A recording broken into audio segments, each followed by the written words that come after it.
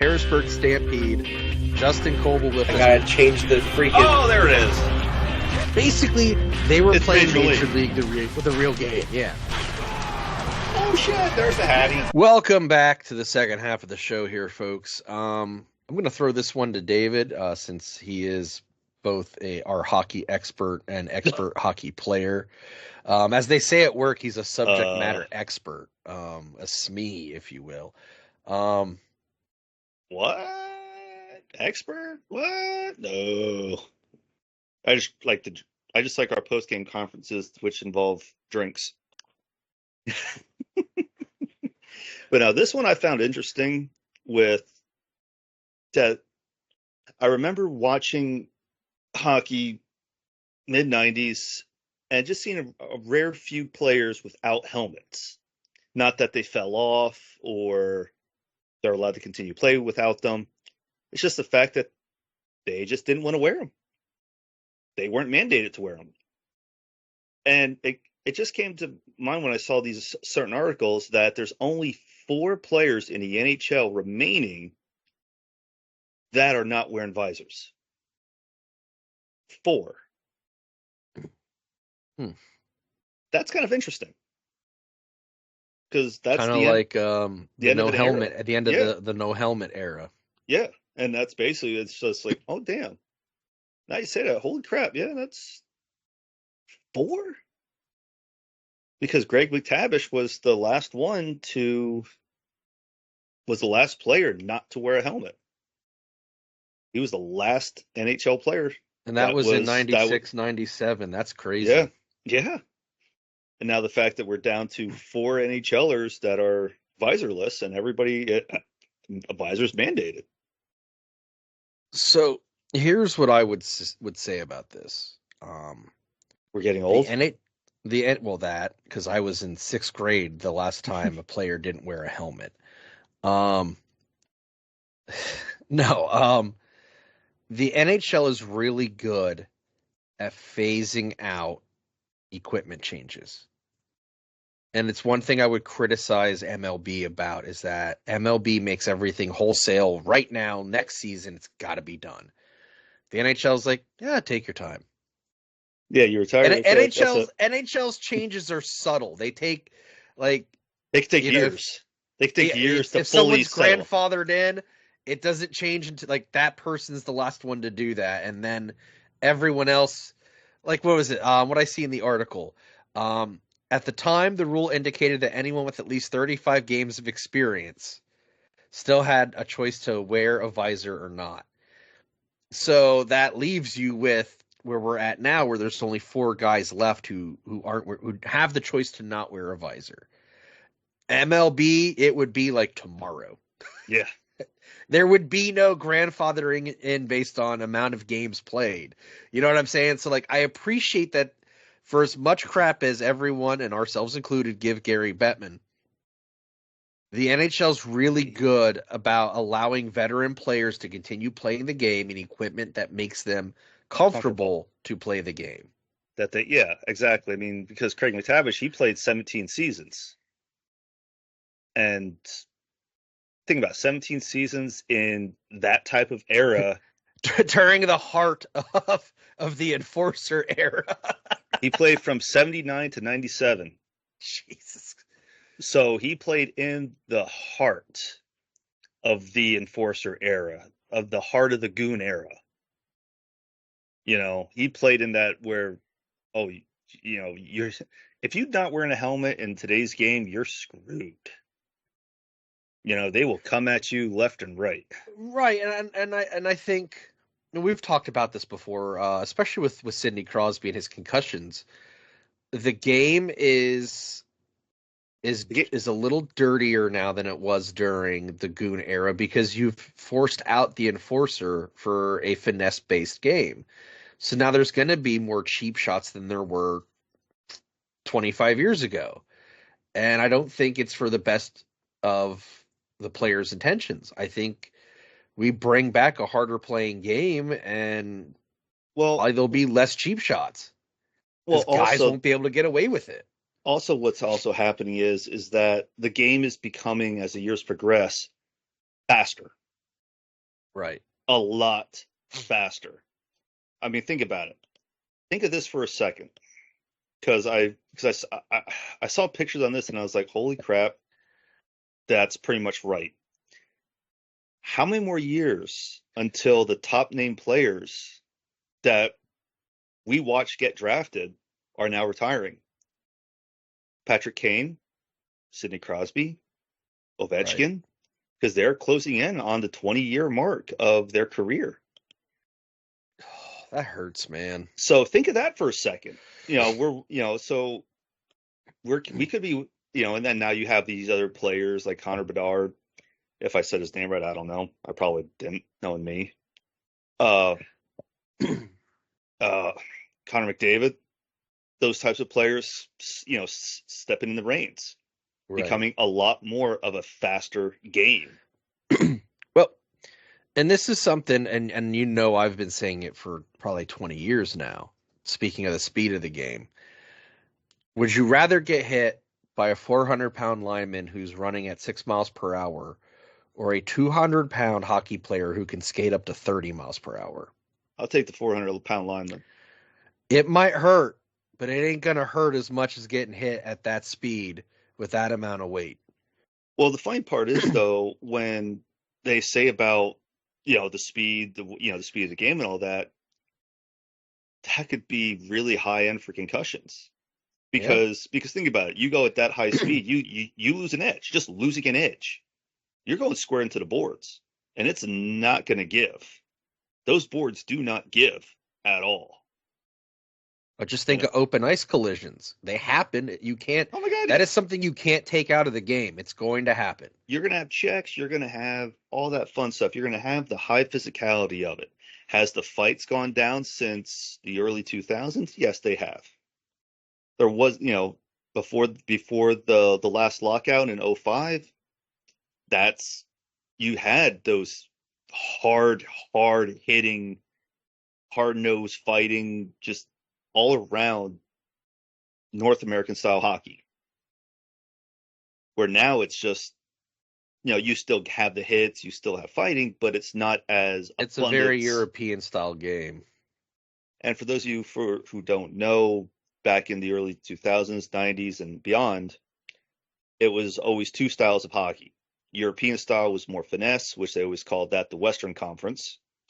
Eastern Conference was more of the physical Hard nose. aspect, the more grinder aspect of the game, the more hard nose, yeah, where fighting and the physicality was high. And of course, look what teams were there: the Flyers, the Devils, the teams that really showed the hard nose hits. So the fact that now, again, the visors are going away, yeah, okay, but there's going to be a couple more things coming down the pike probably, where the NHL is going to want to mandate, but probably not going to do it until the last person goes out. And that's probably the net guards. And it's funny, as you haven't seen much of that. You would think you'd see more of that with how fast this game is and how prone it could be. But, and we've referenced this before, I'm not going to say the player's name, but I think net guards for the goalies are very important safety reason. Goalies, I agree with, yes. Goalies, I agree with 100%. The net guards should be there, not just because of what happened at that time, but just in general preventive. But just in general of a puck flying at you at average 95 miles an hour. Well, it's not One just wrong that. turn. I mean, well, yeah, one wrong turn, one wrong dive, crash play at the net, one wrong stick. I mean, it is for goalies that should be an essential piece of safety equipment they wear. It absolutely should be for a goalie, because that's they're all they're looking for is the puck. They're not there to, they're trying to keep their head on a swivel to know where the puck is. Right. Eddie Shore. Oh, Old those time names. hockey. Oh, those names. But yeah, no. Uh But the funny part is, though, the players who are not wearing a visor, the youngest one is 15 seasons in.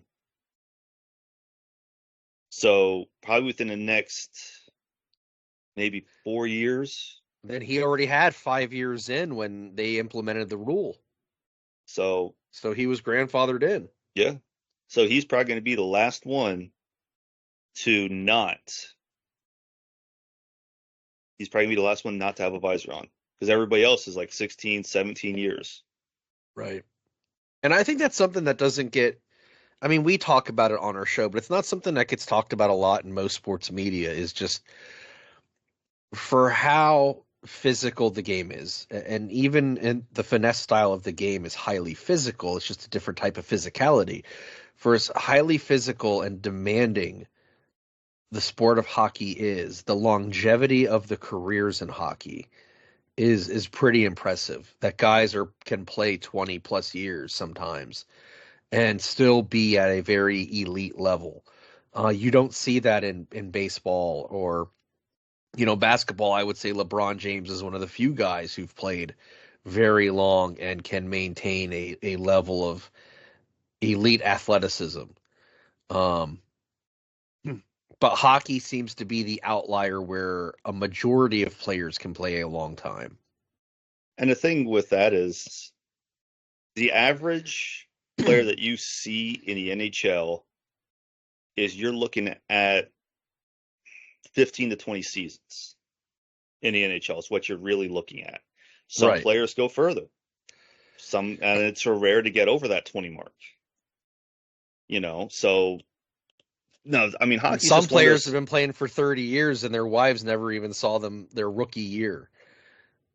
You know who I'm talking about. That was the greatest speech ever by Yager. That is the greatest speech ever. Don't worry, guys. I told her the stories. That was one of the greatest speeches ever.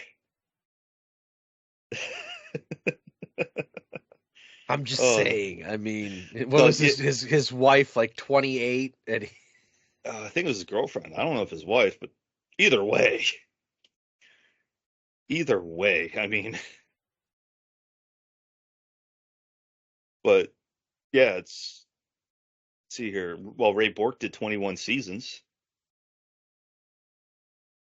I mean, you don't see much players anymore going over 20. right. But still, the fact that you can play that long and still be at athletically a very high level, Yes. whereas MLB, most guys start tapering off by the time they hit their 30s, and some guys that's only like year 6 of their career. Yeah. And in hockey, some of these guys do 2-3 years in the minors, and then they'll do another like 18 in the NHL. Like Yeah. the conditioning for hockey is, I would say, better than pretty much any sport. Just based on the ability of players to stay healthy and play at a high level for as long as they have, which again it ties back to this whole subject of these end of these eras. Um, It's morning. yeah, it's almost 8 o'clock. I've been up since 5:30. David's been up since 5. Um, but going back to Craig McTavish, last no helmet player 96-97. Well, here's a number for you. Zdeno Chara, 24 seasons. He's played 24 seasons, 1,652 NHL games. That's a lot of games for, I mean, just even hitting the 1,000 game mark for a player, any player, really. So 24 seasons. Yeah.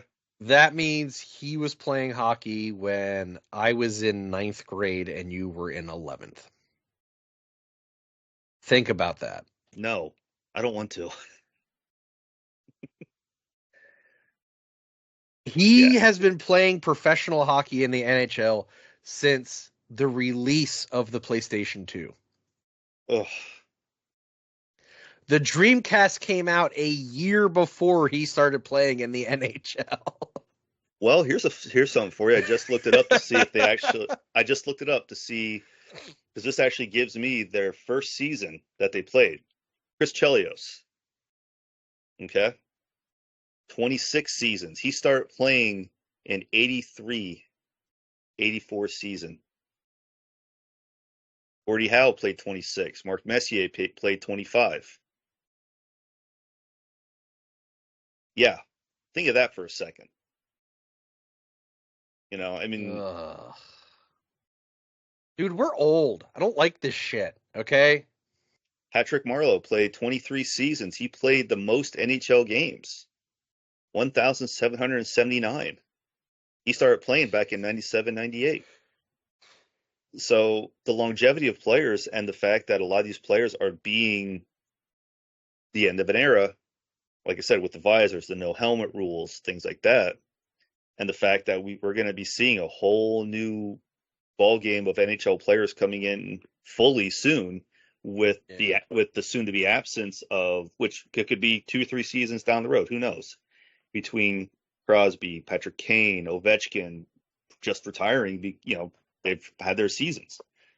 I mean, there's a record out there right now that nobody ever thought would be broken, and Ovechkin's almost there. So,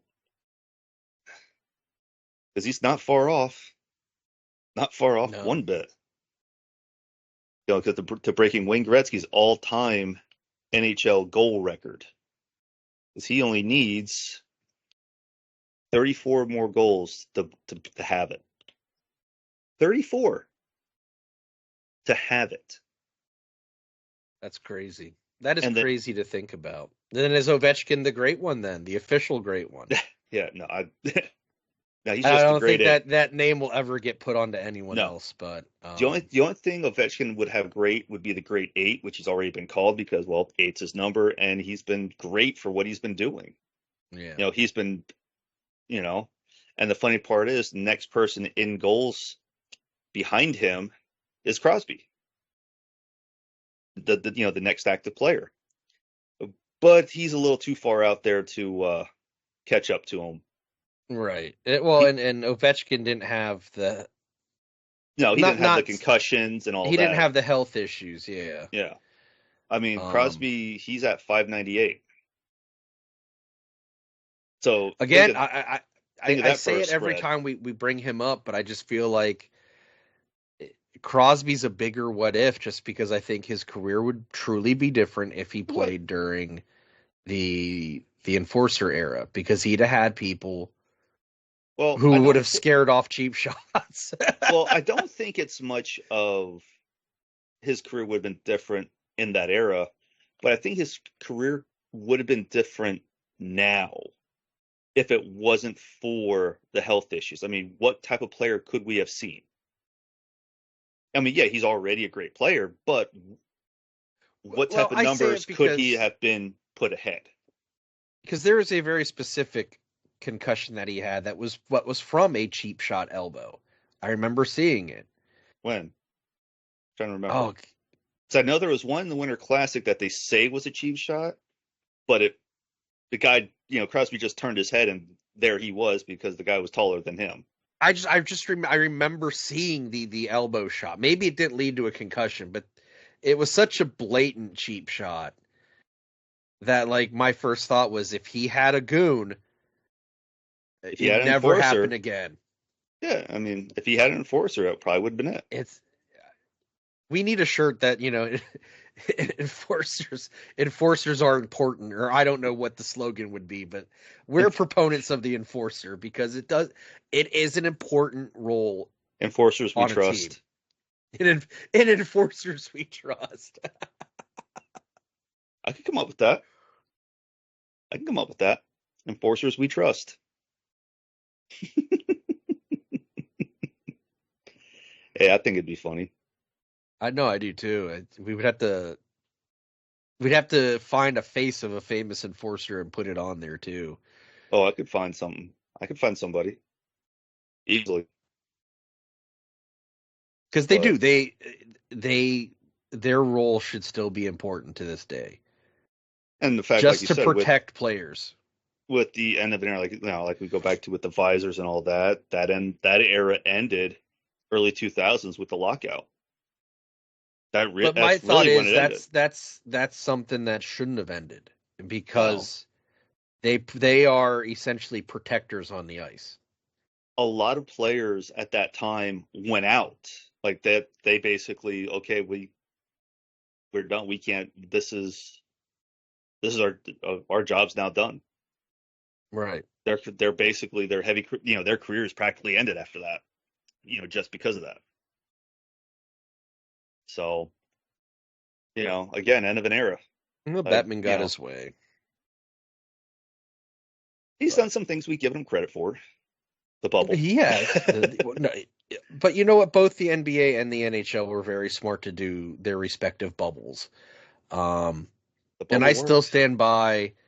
I loved the NBA's bubble because it felt like you were watching a live NBA jam because they had. They the didn't video. like. Did they have the video background? They did have a video background, but like, and here's where I give the NBA credit because WWE also did a bubble, and they had a video crowd, but their video crowd was like each person was a separate screen in the background, so it looked like they were wrestling in front of TVs. The NBA literally imposed the fans in a way that it looked like they were actually a crowd of people in. Like they removed the backgrounds, it made it look like there were people in the stands, and I thought that looked cool. It just felt better overall. Again, it looked like real life NBA Jam. Hey, NBA Jam, good God. I've not played that game in ages. I've played it on my legal handheld. That's how I'll word it. But no, just to wrap this up, my opinion, I appreciate that the NHL phases out these eras for the most part when it comes to player equipment and player safety, while allowing players with years of experience the ability to be grandfathered in to play the game, like we've said before, in equipment they're comfortable in. I think hockey, though, is one of the only sports that actually is like a traditionalist of everything that happens. Look at the Stanley Cup in general, the tradition of that. Right. Your names get on a cup, where the NFL, MLB, NBA, there's one every year. Yeah, it's a trophy.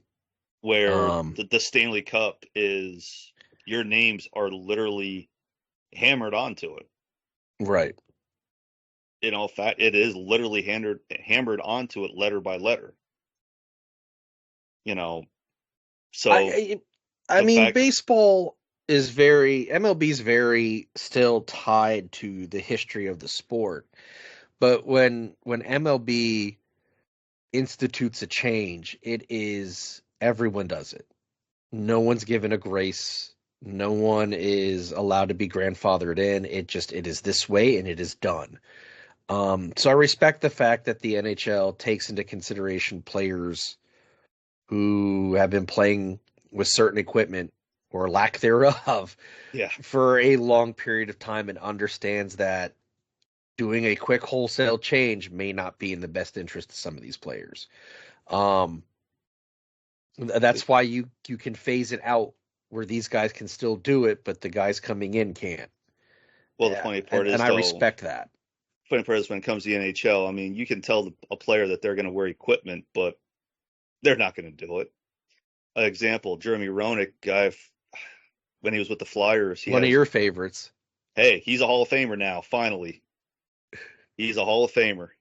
The king of the in-game microphone, by the way. Oh, no one in any sport will ever be as good as Jeremy Roenick Oh my with the God, he's in-game so mic. great. I honestly, he is one of my favorite players just because of just how he is. His play style, his attitude, just the way he is. He's one of my favorite players. And when I saw that he was announced into the Hall of Fame, I was like, yes, because he was actually on a it's called Sandbaggers with Spit and Chicklets, Mm-hmm. and it was him and Timu Solani. And I think I remember a That's a name lot, I haven't heard in a while. right? A line in there from JR. It's like they're not going to put me in the Hall of Fame because of something, and it's like now they are. But Deservingly so. yes, Fantastic player. but what's fun though is that with his jaw broken, it was I think it was the start of the playoffs, and literally he went over to the bench because he wore like a half shield, Yeah. and he literally went to the bench, grabbed the screwdriver, and chucked it. He took off and threw it. I mean, so you can tell a player, you know, this is the NHL, Right. you know, but But I respect that aspect. Like they respect their veterans and yeah, it's just not as hard-handed as MLB can be. But I'm good on this one. yeah. I know you are as well. So let's wrap this up. Um, give a quick plug to the former 2216 podcast. It is now the Rural Blaze Banter podcast. That's gonna take a while to get used to. I'm gonna fuck that up the next couple of episodes. My apologies, Dave, who's one of our good friends. Um, him and his friends Greg, Jake, and Garrett is a small town, rural first responders podcast. Strong focus on the mental health end of what they deal with. If that's something that will interest you, you can find them wherever you get your podcast. The other ship is the Pop Culture Podcast with Pro Wrestling Lean. You can find that wherever you get your podcasts. Let's do a little inside baseball here. We got some things in the works. Specifically for our YouTube channel. That doesn't mean that we're going to abandon the podcast. It just means that we're also going to be using our YouTube channel to its fullest. There may or may not be a tournament down the road, possibly being recorded around Christmas time, depending on schedules, is how I'll word it. There might be fried chicken and bourbon involved. I don't know. Ooh, Um, perfect combination. Look, if I had the money, I'm gonna say this: if I had the money for when we do this, and I won't, because of the Yeah. time of year that we might be doing it. If I had the Oh, money, I trust me. would absolutely get a cup, and whoever wins would have to chug a beer out of the cup. Um, Unfortunately, I don't have that, so I don't think it's gonna happen. But We'll figure something out. unless we get like a beer mug made between now and then, that might be the We'll figure we something out. we won't have a trophy or a cup. We'll have a mug. We'll figure something out. Don't worry. Don't worry. Um, My mind's already racing. That's why you see the smoke. yeah. And we're also in the process of launching something on Facebook. We're just getting our ducks in a row with that. Um, but we're going to be moving into being a little more interactive than we have been. Um, Also, shout out, happy belated birthday to owner and mastermind of the Harrisburg Stampede, Jay Coble. He had a birthday yesterday. Friend of the show. We need to have him on again soon. Yes, we I do. don't know if this time frame would work for him. We might have to do an old school Friday night recording. And that's what we do. Yep. Just to have them on, that's what we'll do. Again, to everyone, whether it's your first time, it's your second time, or you've been a long time supporter, we appreciate you giving us a chance and listening to us. Every person who watches us on YouTube, every subscriber, and our subscribers have jumped. Thank you. We appreciate you. last but not least, if you want to support us, that link is always in the show description. You can buy a NASPOD USFL style hoodie. We have an NHL one. We have a NASCAR one, which I still love the NASCAR logo design. I need to buy one for myself. I just haven't because, I mean, look, here's the thing. I think this is our main logo because the work you did on it is so good. And I just want everyone to see it because it looks exactly like the USFL logo and you busted your ass on it. Um, but anyway, in that link, you'll get to our T Public account. You'll get our Ballsy link, our Dubby link, Fans Idea. They're all sponsors of the show. They're all supporters of the show. Show them some love. Try an energy drink from Dubby. Get some grooming stuff from Ballsy. Buy a jersey from Fans Idea. We've had people buy jerseys from Fans Idea using our link. It's good stuff. You know where to find us: Spotify, Apple Podcasts, Google Podcasts, Podcast Addict, We're everywhere. Amazon, We're iHeart, everywhere. Pandora. Yeah, we're live. We're nationwide. Don't forget to subscribe and review. My name's Jason. I'm David. We'll talk with you next time. Good morning.